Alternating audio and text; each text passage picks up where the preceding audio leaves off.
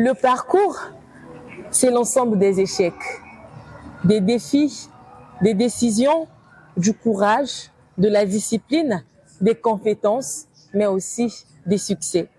Oui, il faut qu'on en parle pour aider les jeunes filles à sortir dans leur zone de confort, à développer l'estime personnelle et à s'inspirer de chaque femme que je reçois ici.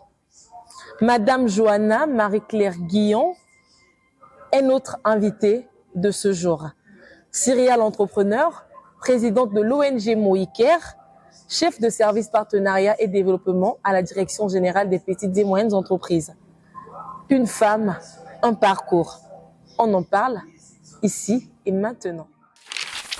Tout le plaisir est pour moi de recevoir Madame Johanna Marie-Claire Guillon, qui est une femme modèle, une femme leader, une femme aussi qui a su s'imposer, qui a su se définir avec ses valeurs, son savoir-faire, ses compétences.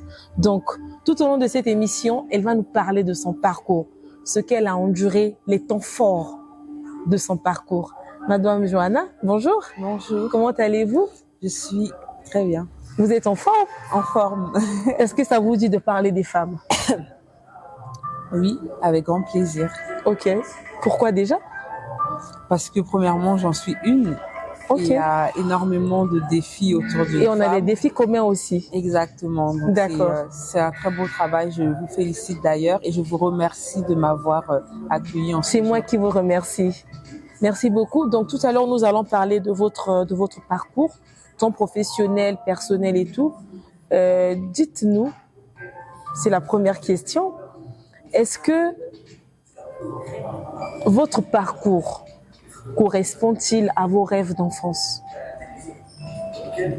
Oui, c'est vrai que parfois on se rend pas compte avec les défis de tous les jours, mais quand je me pose 5 secondes, je me dis mais je suis exactement en train de faire ce que je rêvais en étant petite. Je rêvais de contribuer à l'éducation du Congo. Je suis en train de le faire. Je rêvais également d'assister à des grandes conférences, de pouvoir m'exprimer À l'échelle mondiale? à l'échelle mondiale, de pouvoir m'exprimer devant nombre de personnes. J'aurais jamais cru que j'aurais pu faire ça, mais je suis ravie de l'avoir, d'être exactement en train de vivre mes rêves La même d'enfance. chose. Donc bravo. Exactement. Bravo et Merci. toutes mes félicitations à vous. Merci. Cette émission, justement, c'est pour promouvoir, booster la gente féminine à se définir aussi avec ses valeurs. Donc, quel a été déjà le déclic? C'est vrai que votre parcours correspond à vos rêves d'enfance. C'est vrai, mais quel a été le déclic dans tout ça? Qu'est-ce qui vous a boosté de plus? Je pense l'environnement aussi à laquelle j'ai fait part. J'ai fait des études dans plusieurs domaines, comme la finance internationale. J'ai fait également du management. J'ai fait du commerce international et de la diplomatie. Donc c'est un milieu où tu rencontres beaucoup de personnes, tu dois assister à plusieurs forums, tu fais beaucoup de rencontres. Et donc à partir de là, je me rendais même pas compte en fait. Que c'était là déjà la réalisation exactement. de tout ton rêve. On m'a invité dans des conférences, j'y allais. Petit à petit, je me suis créé un réseau et mon père également, qui est diplomate, qui est ambassadeur du Congo à Genève. J'ai beaucoup travaillé aussi avec lui à Genève. Ça m'a permis aussi l'expérience auprès de son père biologique. Exactement. Et c'était voilà, c'est. Est-ce qu'il y avait aussi des blâmes? C'est-à-dire? Dans le sens où quand vous n'arrivez pas à accomplir une certaine tâche, il y a des punitions, des sanctions. Par mon père? Oui. Oui, mais j'étais beaucoup plus avec son équipe. D'accord. Voilà, j'étais pas directement affiliée avec lui. J'apprenais autour de ses collaborateurs qui me montraient un peu comment rédiger une note verbale au ministère pardon. Oh là là. Est-ce qu'on peut recommencer? Ok. Au ministère des Affaires étrangères. Voilà, j'ai appris beaucoup plus avec ses collaborateurs. D'accord. Madame Johanna, au lobby que environnement, environnement na yo de permettre yo au coma moto yo komi lelo. Maintenant environnement na yo ezalaki ndenge nini? Parce que souvent on a un peu du mal environnement ezalaki, est-ce que l'environnement était favorable? Est-ce qu'environnement ezalaki kosimba te, voilà. Essaye un peu de nous expliquer en lingala surtout aussi. Bon, na koli na famille moko environnement ezalaki malamu. Après na poto nazalaki na famille nanga. Attends, comment on dit normal? Oui, allez-y, français lingala, okay. Pas trop lingala solide aussi. OK. Nazalaki na famille nanga to mesana ko vivre normal hein, oh my goodness. Comment on dit? C'est vraiment du mal. En fait, ne compliquez pas un lingala simple. Ouais, pas de complications de lingala comme des journalistes là, non, simplement comme on parle au quotidien. Tozwaka ba métro, ba train, tozalaka na vie neti moto nyonso, voilà. Donc et oyo et permettre de comprendre différents vies sociales ya bateau. Donc à ce moment-là nazalaki ko je sais même plus ce que je dis.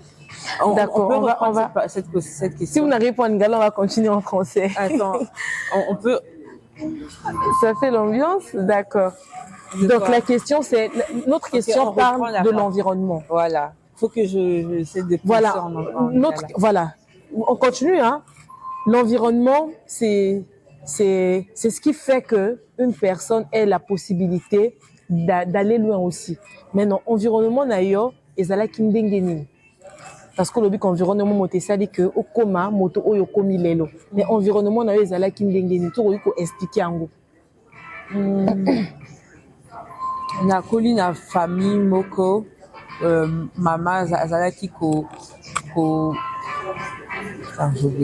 travailler, papa pe azalaki na musala et tango na poto na moni pe que mwasi na mobali bakilaka ko musala pe on a moni que mwasi eza important mpona ye pe akende ko luka ya ye omoni.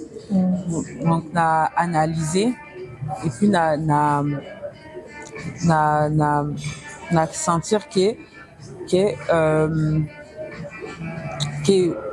eza important pe ponanga na mwasi oyo pe akozana musala na ye. Exactement, voilà. Exactement. Et aussi nazalaki na mininga, nazalaki na mininga j'avais beaucoup d'amis en fait. Okay. Et j'avais des amis qui venaient un peu de plusieurs milieux sociaux. Et à partir de ce moment-là, na choisir quel ami nazalaki na ba fréquentation moko ya ma BP fréquentation pe ya malamu na choisir kotikala na mundele na classe nazalaki na mundele nazalaki ko kende na ba activité culturelle donc eza nde grâce à mindele que et permettre yo hein au changer en fait milieu. Mindele était culture, ok. Éducation ya bateau qui correspond nanga omoni. D'accord. Na poto to monaka ba muindo bavanda kaka na bango kokende na kolia kokende na fête nga nazalaki les boyeté na je restais avec des amis qui partaient plus en bibliothèque, par exemple. On allait, on voyageait, on faisait beaucoup de choses. Donc, voilà. D'accord. Madame Johanna, comment s'est passée vos premières expériences dans le monde professionnel? Dans le monde professionnel, c'était assez difficile. Okay. Mais par mon parcours scolaire, j'ai eu à faire plusieurs stages. J'ai fait mon premier stage, j'étais en 3e, j'avais 15 ans. Je l'ai fait à la Défense dans un hôtel. Et ensuite de là, je suis partie, lors de mon master, j'ai travaillé dans une banque. Donc ça m'a permis de valider mon année. Et en même temps, j'allais à l'école. Donc c'était vraiment vie professionnelle et vie académique en même temps. Donc pour moi, intégrer le monde des affaires ou le monde professionnel, c'était aussi difficile parce que à la fin de ton master, c'est difficile d'intégrer directement une entreprise. Donc j'ai fait beaucoup de applications, de candidatures afin de pouvoir intégrer une entreprise, mais c'était difficile, je n'ai jamais pu. C'était difficile, vous l'avouez, c'était difficile. Mais aujourd'hui, les gens pensent que ce côté poto, forcément, ce côté, on dirait qu'on a 2 jours au bandi Moussala. Mais il y a au Kolikuna, aux UP, diplôme Yakuna. Mais qu'est-ce qui a fait que vous traînez quand même pendant moi un moment pour na sala, par exemple, dans une entreprise? C'est vraiment le profil aussi, c'est les demandes, c'est le réseau. Parfois, tu peux avoir toutes les compétences que tu veux, qu'ils veulent rechercher. Tu peux avoir même un doctorat. C'est pas ça que tu trouves un travail. Notamment dans des grandes entreprises, ils sont beaucoup plus exigeants. Et à mon niveau, j'ai quand même travaillé dans des grandes entreprises, mais pour trouver un emploi comme un CDI, par exemple, c'était très difficile. C'était très difficile, oui. Vous étiez loin de vos parents. Et vous avez connu assurément l'échec, parce qu'on ne peut s'en passer de l'échec quand on a un parcours à faire. Comment vous avez géré votre premier échec et c'était lequel? Mon premier échec, c'était après mes études. Parce que lorsque tu fais tes études, tu es un peu dans la belle vie. Tu fais tes études, tu rentres, tu fais tes devoirs et tu vas dormir. Et donc la vraie vie, elle demande beaucoup plus d'efforts. Donc lorsque j'ai fini mes études, je pensais que j'allais trouver du travail facilement, que j'allais trouver un mari facilement, que j'allais acheter ma voiture facilement. Mais en fait, non, la réalité de la vie m'a un peu giflé.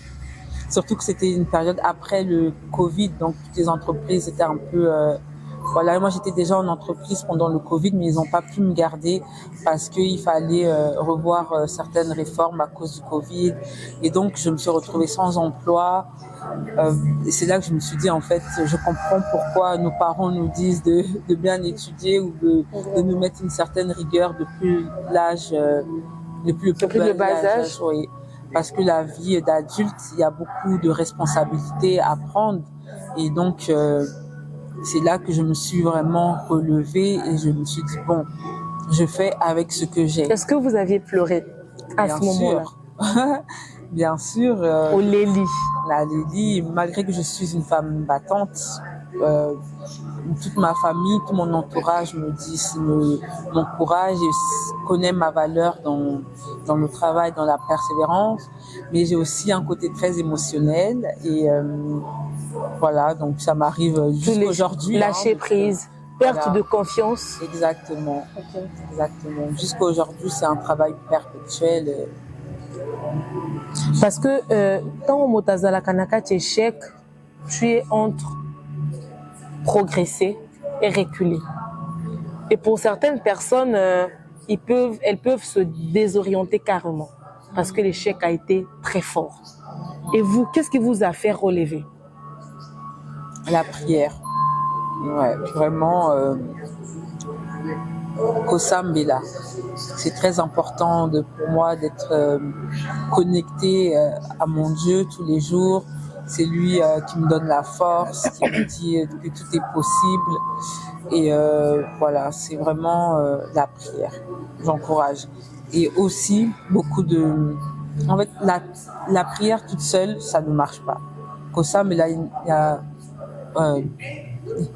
Kosambela, Kosala. Voilà, Kosambela, Pamba et Kosimbate. Tu dois aussi travailler, tu dois aussi t'informer des actualités, tu dois aussi passer beaucoup de temps à te connaître et savoir ce que tu veux. Alors, à ce moment-là, tozaka na kati ya échec, tango échoué mbala liboso, est-ce que vous aviez pensé à cet instant réduire votre entourage? Oui, je pense. Surtout des amitiés, je veux dire. Je pense que ça se fait automatiquement, tout seul. Vraiment, c'est Indépendamment de voilà. votre volonté. Exactement, mais plus tu avances, plus tu te retrouves seul parce que tu as des objectifs, tu peux plus perdre de temps. Comme on dit, le temps c'est de l'argent, tu peux plus passer toutes tes soirées en boîte. Non, parce que demain tu dois te réveiller à 8h, tu dois être en forme. Donc c'est aussi une hygiène de vie que tu dois adopter. Ouais. Vous aviez commencé à percevoir votre premier salaire à quel âge? J'ai fait aussi des petits boulots en tant qu'étudiante. J'attendais pas que mon père m'envoie de l'argent. Non, j'ai travaillé même à New York. Un moment quand j'étais étudiante là-bas, je faisais aussi des petits boulots. J'ai aidé. Surtout que ça n'en manque pas là-bas. Ouais, j'ai aidé par exemple des amis qui avaient des restaurants. J'allais rester avec eux. Également aussi à Paris, j'ai travaillé dans les transports. J'ai vraiment fait des travaux. Qui sont pas voilà, que je savais que j'allais pas. J'ai aussi travaillé dans des hôtels en tant que comment on dit, hôtesse d'accueil. Voilà, dans des hôtels. Voilà, j'ai fait pas mal de petits jobs, donc maintenant je connais un peu la valeur de l'argent. C'est ça qui est important.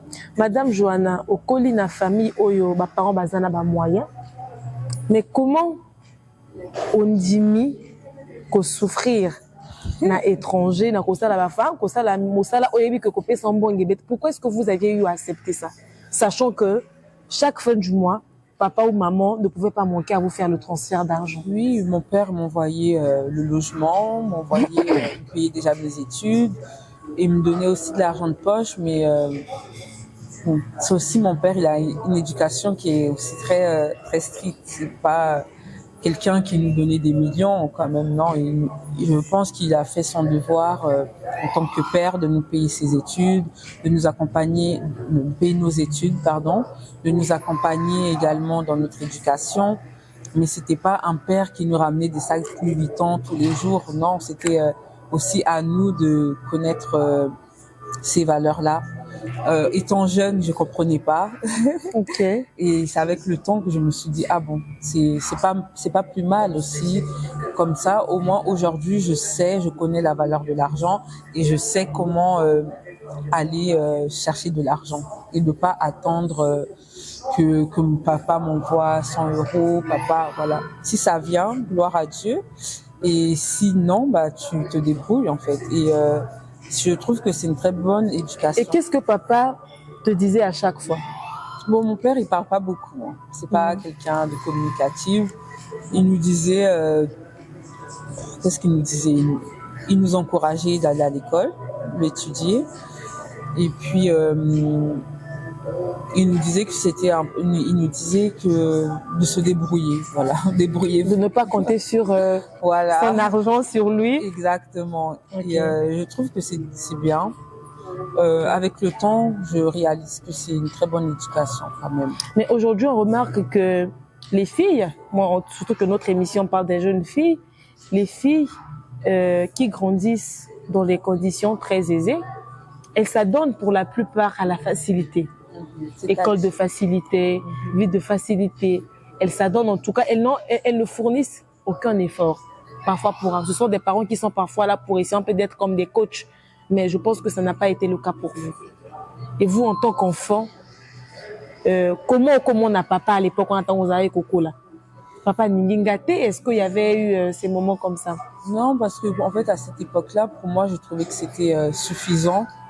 Parce que, comme je t'ai dit, j'ai grandi j'ai fait 3 ans avec mes parents, jusqu'à l'âge des 3 ans. Okay. Et après, j'ai grandi dans ma famille du côté de ma mère, qui sont d'origine de la RDC.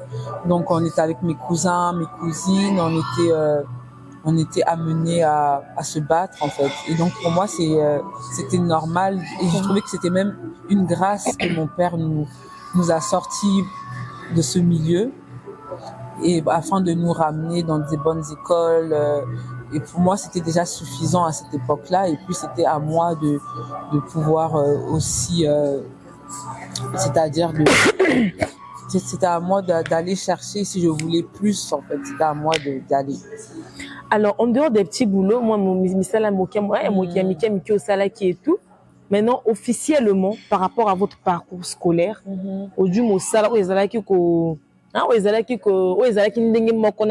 l'école, à quelle année?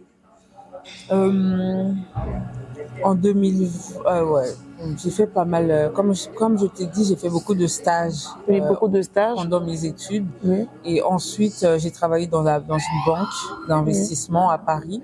Okay. Donc ça, c'était vraiment une de mes premières expériences où je gagnais pas mal, enfin, je gagnais bien quand même à cette époque-là. Oui.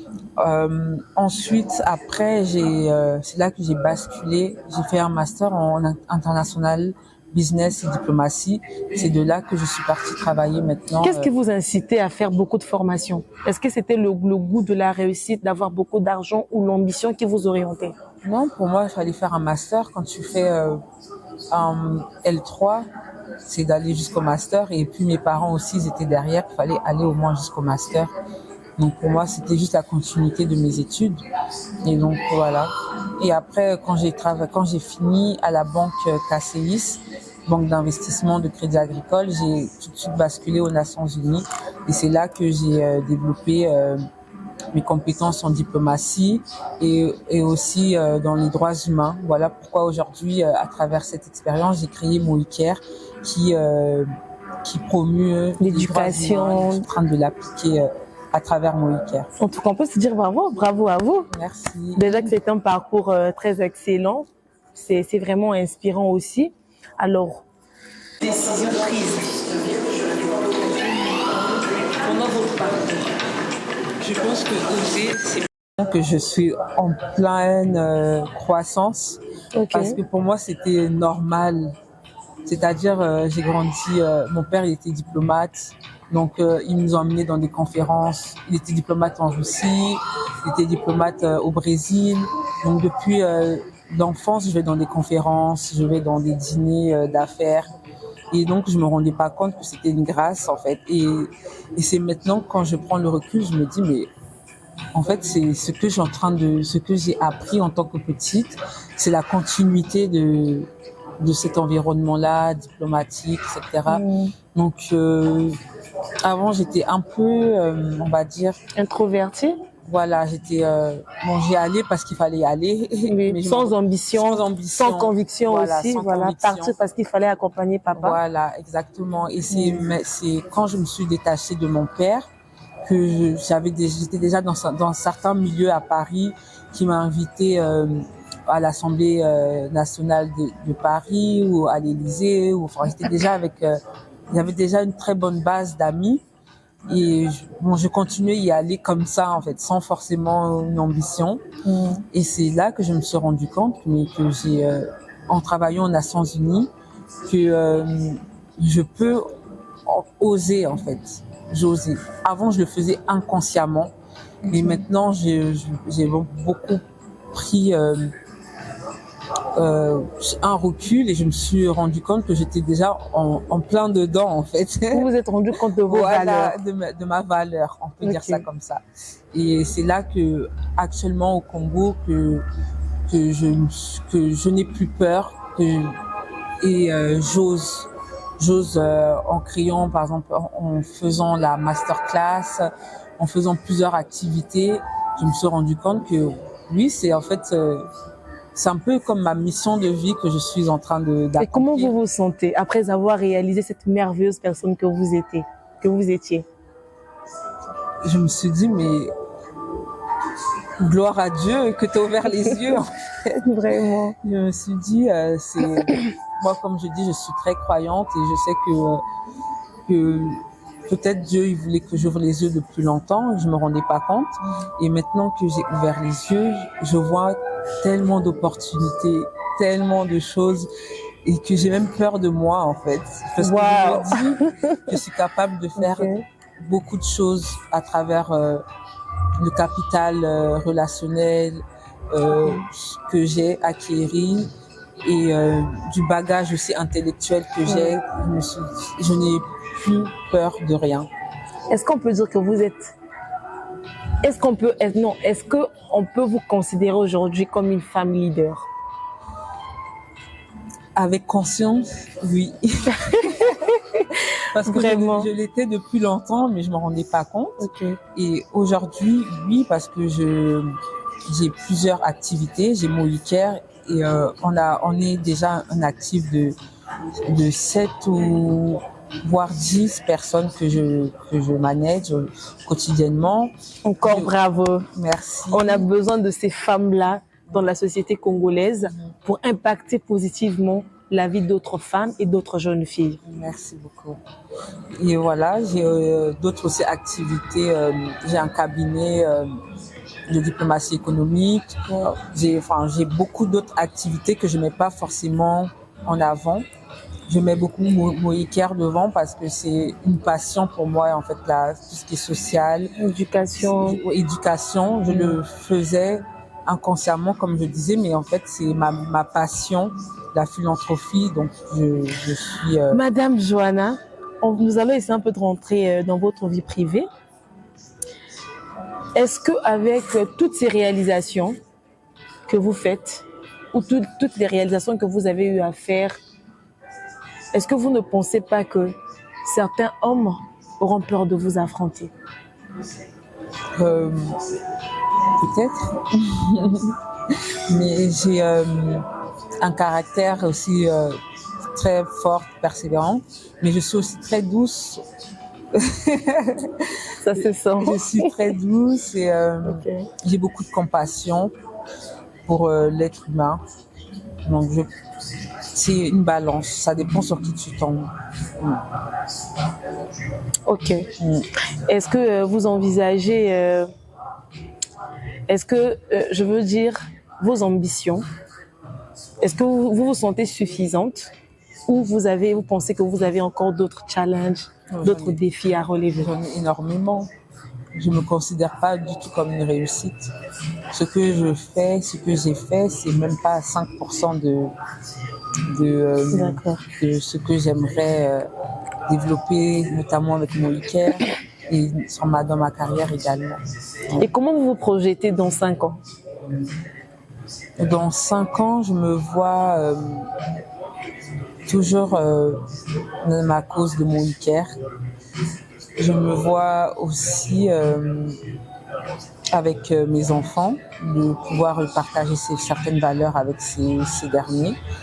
Et vous en avez combien déjà? J'en ai pas encore. Pas encore, d'accord.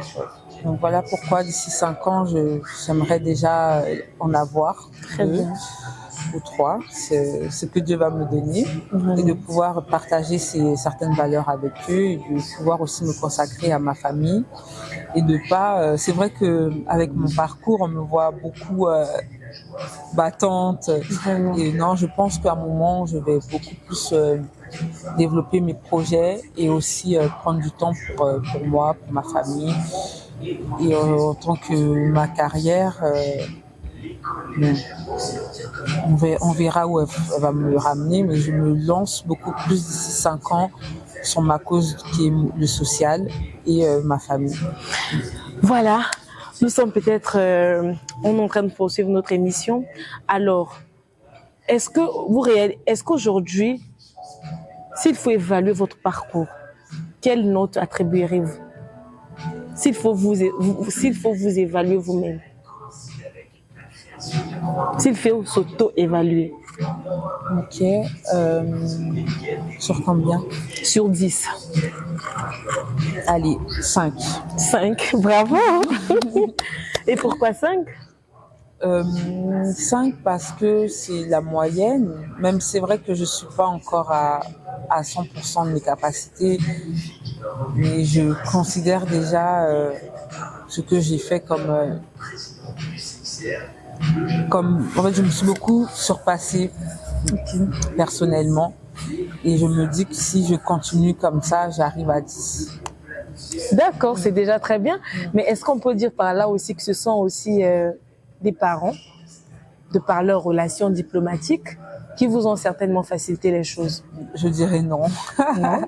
Parce que, en fait, c'est vrai que tu peux avoir accès à un environnement, mais c'est à toi d'avoir le mindset de pouvoir développer ce que tu as devant toi.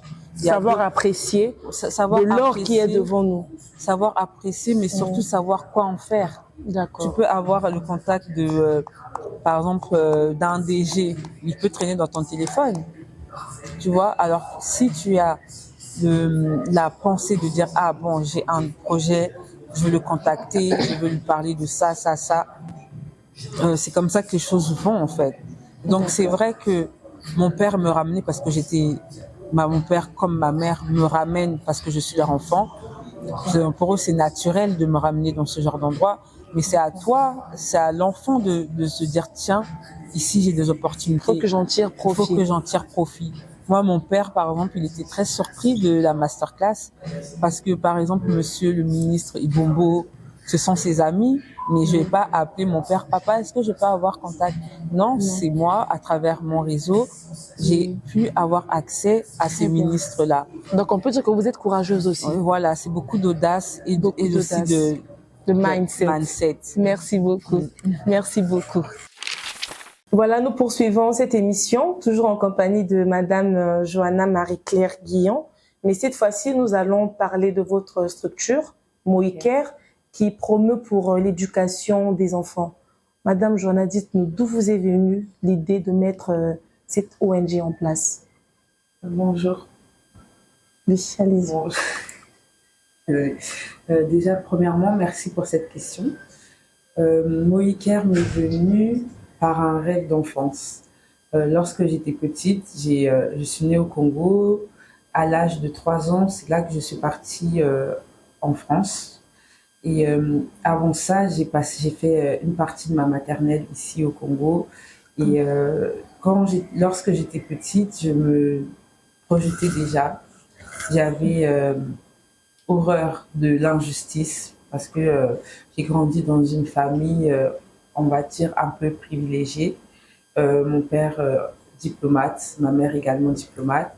Et le fait de voir cette injustice, tu vas à l'école en voiture et tu vois les autres aller à pied, je ne trouvais pas ça normal. C'était, voilà, depuis à l'âge de 2 ans, je disais à ma mère, c'est pas normal, j'aimerais que tout le monde ait le même privilège. Et, voilà, donc Moïcare est venu de là, depuis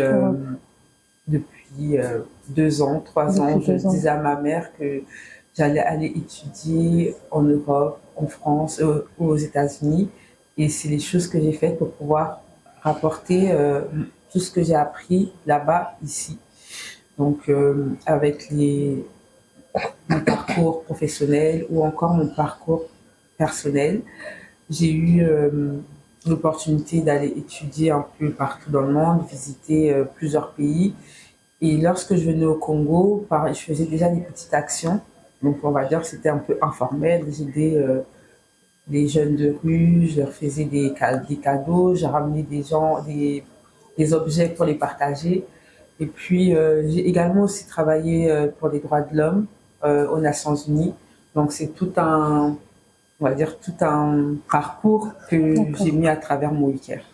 Alors, Madame Johanna, ce qui me retient ici, c'est quand vous parlez de l'injustice, la question sur l'injustice sociale. Vous êtes grandi un peu dans les conditions aisées, si je comprends bien. Maintenant, qu'est-ce qui explique, en fait, quel a été le déclic de vouloir mettre en place l'initiative des enfants, peut-être abandonnés, alors que votre condition ne vous permettait pas peut-être de s'imaginer à la place d'autres enfants. Au contraire, ça aurait été peut-être quelque chose d'extraordinaire et quelque chose d'honorable, peut-être qui vous rend fier. Donc vous avez fait le contraire. Parce que je connais la réalité. C'est vrai que j'ai grandi avec mes parents, comme je vous ai dit, à l'âge de 3 ans, je suis partie en France. Et en France, je n'ai pas vécu avec mes parents. Voilà, ils étaient diplomates, ils étaient beaucoup amenés à voyager. J'ai grandi avec ma famille de la RDC et on a grandi à Paris. Donc à Paris, j'avais pas forcément de chauffeur, j'avais pas forcément une vie de luxe. Donc je connais plusieurs milieux. C'est ça l'avantage avec moi. Je connais le milieu aisé. Je connais aussi le milieu, on va dire normal, informel, où tu prends le bus pour aller à l'école comme tout le monde. Pas de complexe. Pas de complexe, voilà. Donc j'ai pu, par mon parcours, intégrer plusieurs milieux. Voilà, donc j'ai vu en fait les grandes différences. Donc Moïker, ça a été pour moi comme une évidence de pouvoir, par mes relations aussi, de pouvoir contribuer à bien dans l'éducation notamment de l'enfant. Parce que pourquoi l'enfant? C'est de là que se façonne un enfant. À partir de l'âge de 7 ans, tout ce que l'enfant vit, tout ce que l'enfant voit, ça façonne déjà sa manière de penser, son état d'esprit. Donc nous, on a décidé de s'attaquer à cette cible afin de pouvoir contribuer au développement de ces enfants-là. Alors, quelles sont vos actions au niveau de Moïker? Qu'est-ce que vous faites concrètement pour aider l'enfant à s'épanouir? Ok, alors premièrement, nous faisons la promotion des droits de l'homme. C'est très vaste, j'ai décidé des droits de l'homme, parce que ça intègre tout, ça intègre les droits de l'enfant, la justice, au niveau des droits. L'équité sociale. Voilà. Et ça, au niveau des droits aussi, des conventions internationales. Donc, chaque pays, notamment le Congo-Brazzaville, a signé des accords pour que tous les enfants aient le droit, la charte des Nations Unies des droits de l'homme, c'est d'abord, premièrement, la liberté. Donc, tout enfant a le droit de s'exprimer, a le droit de pouvoir être épanoui, a le droit d'avoir une éducation équitable. D'aller aussi à l'école. D'aller à l'école, c'est un devoir. Donc, voilà, c'est la première chose, c'est de promouvoir aussi ses droits. Et ensuite, qu'est-ce que nous faisons, mis à part les dons que nous faisons ou les accompagnements? Nous essayons aussi d'apporter un nouveau état d'esprit aux jeunes par des interventions, des sensibilisations au sein des écoles, des sorties et beaucoup de partage, de pouvoir comment on peut aussi s'adapter à eux tout en rapportant une innovation. Voilà. D'accord. Est-ce que vous travaillez en connivence avec des structures internationales? Parce que récemment, j'ai pris part à votre masterclass organisée le 2 novembre. Là déjà, c'était une activité dédiée aux jeunes universitaires. Est-ce que ça fait partie toujours de votre plan d'action au niveau de Moïker? Oui, tout à fait. Tout à fait, c'est de pouvoir permettre aux jeunes, on va dire les enfants. Nous, on est beaucoup plus avec les étudiants, c'est-à-dire on a déjà fait une intervention dans un lycée. Il y avait des jeunes de 14 ans jusqu'à 16 ans, 18 ans. C'est aussi notre cible, mais particulièrement, c'est les étudiants, parce que la plupart font des études, mais ils n'ont pas d'espoir, ils n'ont pas d'avenir. Donc nous, c'est aussi de les apporter des nouveaux outils, comme les apprendre l'entrepreneuriat ou le numérique. Donc c'était exactement le thème de la masterclass, pouvoir apporter des outils pour qu'ils puissent s'autonomiser et ne pas forcément attendre du gouvernement. Voilà, nous, c'est un peu cet état d'esprit qu'on aimerait leur dire, tout est possible, mais n'attendez pas forcément que ça vienne d'ailleurs, ça vient d'abord de vous. Voilà, c'est un peu... Est-ce que vous pensez dans cette même initiative faire de Moïker une organisation internationale? Oui, bien sûr. Bien sûr, je vis encore, parce que j'ai encore mon pied à Genève. Pour ceux qui ne le sachent pas, Genève, c'est une ville internationale. C'est le siège des Nations Unies, c'est le siège de l'OMC, de l'OMS, de beaucoup d'organisations. Voilà, exactement. Et donc, pour moi, nous sommes déjà Moïker, et on est déjà une structure qui a un conseil consultatif aux Nations Unies. Donc, nous serons toujours amenés d'aller, on va dire, parler des droits humains du Congo aux Nations Unies. Donc, c'est un peu notre vision, c'est d'être international. D'accord. Est-ce qu'en apportant votre partition au niveau de l'éducation sociale des enfants, est-ce que vous pensez aussi les accompagner, outre des formations que vous faites, vous pensez aussi les accompagner peut-être à l'extérieur, aller peut-être poursuivre des formations au niveau de l'international? Oui. C'est un de nos projets, justement. D'accord. Ouais. D'accord, Madame Johanna, vous êtes également chef de service, partenariat et développement à la Direction générale des petites et moyennes entreprises. Alors, déjà, la question ici, c'est que beaucoup de femmes souffrent du syndrome de l'imposteur. Ces femmes, elles ont du mal à assurer leur poste en tant que femmes parce qu'elles ont peur, parce que le tout a été stéréotypé. Mais vous, comment est-ce que vous faites pour assurer aussi une telle direction? Tout d'abord, c'est un nouveau poste que je porte et ça va faire 3 mois, donc c'est assez nouveau. Mais avant ça, même dans le milieu dans lequel j'ai évolué, dans la finance et le droit international, il y a beaucoup d'hommes. Donc c'est vrai que pour une femme et pour une jeune femme, c'est assez difficile d'être crédible. Donc c'est un combat perpétuel. Et ce que je conseillerais aux femmes et aussi à moi-même, c'est de toujours avoir confiance en soi, de toujours se dire que tu es capable de faire quelque chose, voilà, d'affronter et aussi d'imposer tes idées qui sont un peu difficiles à être acceptées. On se dit, oh bon, c'est une femme, voilà, elle n'a pas forcément, elle n'a pas besoin d'être ici, mais en fait, si nous sommes une société qui évolue, et le combat de la femme qui a été longtemps marginalisé, c'est maintenant que nous devons aussi faire nos preuves et voilà, et surtout montrer qu'on est capable d'apporter, d'innover, de créer, aussi d'apporter la touche, peut-être le savoir-faire. Exactement. Et aussi, il faut savoir que en Afrique, notamment au Congo, beaucoup de femmes entreprennent. Donc, le fait de travailler dans la direction des petites et moyennes entreprises, ça me permet aussi de booster aussi l'entrepreneuriat des femmes qui sont souvent un peu négligées. Booster l'entrepreneuriat des femmes en faisant quoi concrètement? Par exemple, nous avons des conférences, des workshops, des formations. Okay. Donc, les femmes qui ne sont pas forcément formelles, c'est de les amener à se formaliser, d'essayer déjà au niveau administratif de les accompagner afin de pouvoir être beaucoup plus crédibles. Formaliser leur société. Voilà. Afin de pouvoir recevoir peut-être de l'aide de financement, voilà, c'est toute une procédure. Est-ce que vous êtes chef de service partenariat et développement, vous êtes également diplomate.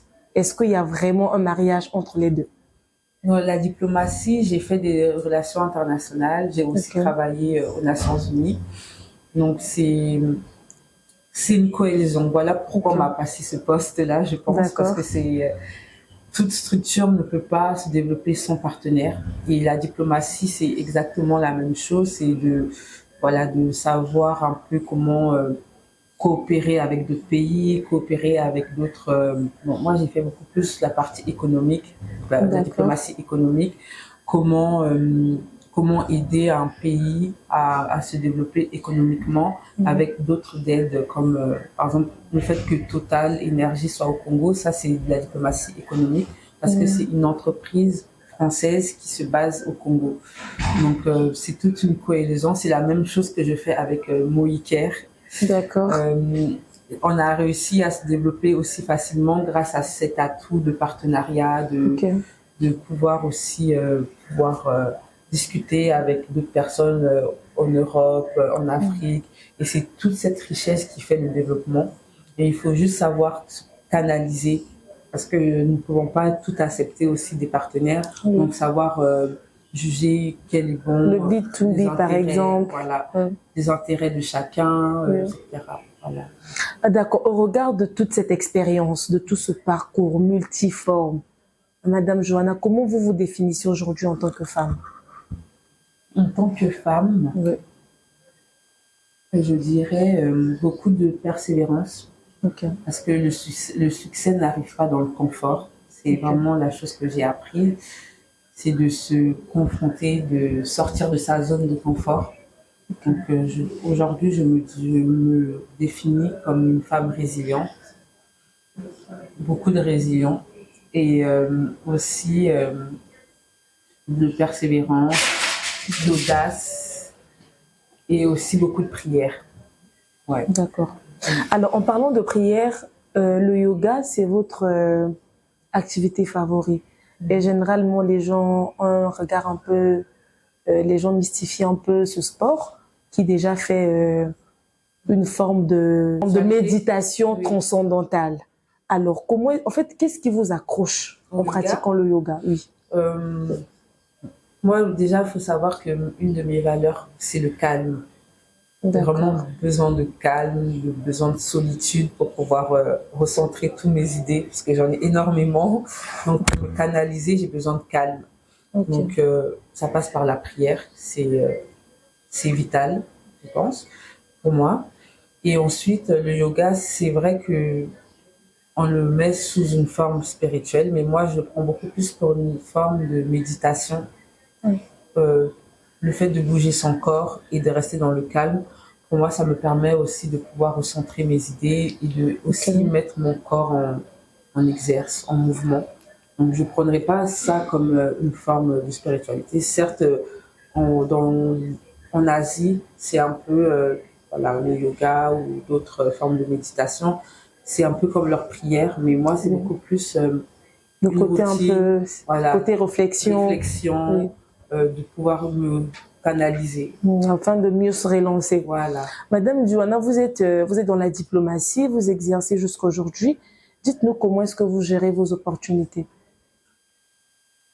Ça pourrait certainement aussi aider d'autres femmes qui sont peut-être dans le même domaine et même dans peut-être n'importe quel autre domaine. Comment je gère mes Les opportunités. opportunités? Mm. Alors, au départ, je voulais être partout. Ça veut dire que dès que je Ok. voyais une personne, j'ai fait énormément de conférences partout dans le monde. Donc, j'étais vraiment partout. J'ai fait toutes les conférences. Voilà. Mais après, avec le recul, je me suis dit qu'il Nous fallait, centrer. voilà, de me centrer et d'aller chercher qu'est-ce que moi j'ai besoin. Ok. Et c'est à partir de là que j'ai commencé à réduire mes déplacements, à dire non à certaines opportunités et de trouver, premièrement, de mettre mes intérêts en avant. Et c'est comme ça que je peux maintenant définir ce qui est bon pour moi. Voilà. Est-ce que toutes les opportunités sont bonnes à saisir? Non, parce qu'il y a un peu de tout, hein. Il y a un peu de D'accord. tout. Et sachant que tu es une femme, donc souvent il y a aussi des opportunités qui sont souvent malsaines. D'accord. Voilà, donc c'est Qui vont certainement à l'encontre de vos valeurs. Voilà, Oui. donc je dirais que c'est très important de se connaître, Savoir ce qu'on veut, savoir ce qu'on oui, veut. afin de mieux faire le tri de ses choix aussi. Exactement. Parce que j'ai fait le compte de mes cartes de visite qui sont à Genève. J'en ai au moins une centaine. Ça. Et je me dis, Ok. et parfois c'est seulement une seule personne qui va t'aider à développer Vraiment, c'est ça. une opportunité. Donc il faut faire le tri, c'est très important. Ok. D'accord. Nous tendons déjà vers la fin de notre émission. Alors, quel est votre regard sur la réussite des femmes, bien que compétentes, subissent des préjugés, des propos malsains en disant poste immérité? Alors, c'est notre combat, les femmes, parce qu'on peut se dire, bon, elle est arrivée là parce que il y a, voilà, si c'est pas la famille, on dirait qu'il y a des hommes qui est derrière, qui a appuyé, ou bien elle est passée sous le bureau. C'est très difficile, notamment en Afrique, je pense. Et moi, je dirais, comme je l'ai dit toutefois, que la femme doit savoir, ça à nous aussi, à la femme, de savoir comment se présenter, Ok. comment savoir mettre des barrières, Ok. parce que c'est très difficile d'intégrer le milieu professionnel. Mm. Voilà. Donc, de connaître ses valeurs. Et puis, on va toujours parler, en fait. Que tu sois grosse, mince, blanche, noire, il y aura toujours Des des critiques. critiques. Donc, savoir être aligné avec soi-même et ne pas forcément d'écouter ce qui est autour de soi, parce que souvent c'est ça qui nous déstabilise. Et voilà, c'est vraiment un travail. Et parfois même au cours de l'exercice, on remarque une certaine aussi incompétence, des faiblesses au niveau de la femme qui parfois, au départ, elle pouvait bien mériter un poste, mais par rapport à sa vulnérabilité, la maternité, tout, etc. qu'il y a, elle, voilà, elle commence un peu en fait, à s'affaiblir dans son rendu. Alors à ce moment-là, comment on peut faire pour s'en sortir? C'est vrai que nous, les femmes, nous sommes très émotionnelles. Ok. Très, très émotionnelles. C'est comme ça que Dieu nous a créés.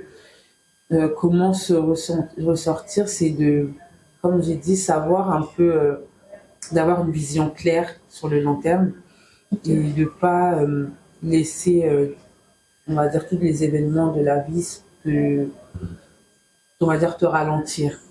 Si à un moment dans ta vie, tu vois que tu ralentis parce que tu t'es marié, tu as eu des enfants, c'est que pour moi, tu n'avais pas déjà une vision claire avec toi-même. Voilà, ça, on appelle ça une notion de résiliente. Et aussi, c'est vrai qu'il y a aussi le défi de l'homme avec qui tu choisis de partager ta vie. Dès le départ, il doit connaître un peu ce à quoi tu attends, parce que chacun a une mission de vie, en fait. Connaître tes ambitions, tes valeurs aussi. Exactement, et ta mission. Parce que je pense que nous sommes tous venus ici dans ce monde avec une mission à accomplir. Et l'homme, ça peut être autre chose, mais la femme aussi a besoin de s'épanouir et savoir t'organiser afin de pouvoir répondre à tes besoins, notamment ton bonheur. Si la femme se trouve heureuse dans un foyer, c'est sa volonté. Donc c'est important de connaître déjà à quoi tu aspires. Déjà en parlant de foyer, est-ce que vous envisagez être dans un foyer où vous allez partager la vie professionnelle, la vie de couple, les enfants et tout ça? Parce que généralement, les femmes qui sont dans le monde de la diplomatie, ce sont des femmes de caractère. Généralement, et parfois, et c'est pas facile, la vie de couple, parfois, ça peut devenir comme un obstacle pour elles. Alors, comment vous y pensez, en fait? J'y pense. C'est pour ça que je n'accepte pas d'aller avec n'importe quel homme. Donc voilà, c'est déjà, premièrement, c'est de partager la même vision avec la même personne, avoir la même vision, afin de pouvoir répondre tout un chacun à une demande. Comme je dis, lorsque je parle de demande, c'est de pouvoir contribuer tous les deux à développer une cause. Pour moi, c'est très important de ne pas juste rentrer dans un foyer et puis chacun de son côté. Donc pour moi, c'est important qu'on puisse s'accompagner afin de développer des projets, de se projeter sur le long terme, de s'accompagner aussi mutuellement. Donc en termes de foyer, c'est ce à quoi j'aspire. D'accord. Madame Jordan, nous sommes presque à la fin de notre émission. Quelles sont vos valeurs quotidiennes? Alors, prière, calme, honnêteté, persévérant et famille. Et famille. Ouais. Vous accordez toujours du temps à votre famille, peu importe vos multiples occupations. Oui, à mes sœurs, à ma mère.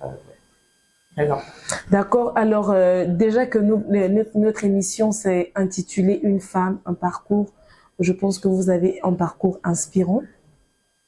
Quel est le conseil que vous pouvez donner aux jeunes filles qui, elles aussi, sont peut-être dans des situations très difficiles, qui cherchent à comment se relever? Et vous, en tant que modèle, déjà, je signifie, quel est le conseil que vous pouvez leur donner?